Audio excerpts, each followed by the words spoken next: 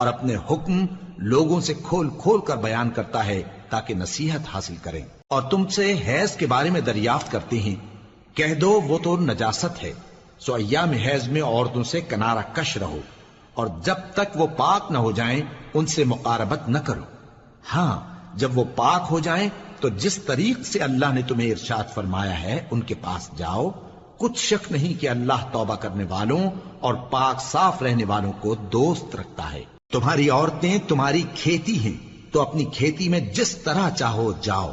اور اپنے لیے نیک عمل آگے بھیجو، اور اللہ سے ڈرتے رہو، اور جان رکھو کہ ایک دن تمہیں اس کے روبرو حاضر ہونا ہے۔ اور اے پیغمبر، ایمان والوں کو بشارت سنا دو، اور اللہ کے نام کو اس بات کا ہیلہ نہ بنانا کہ اس کی قسمیں کھا کھا کر سلوک کرنے اور پرہیزگاری کرنے اور لوگوں میں صلح و سازگاری کرانے سے رک جاؤ،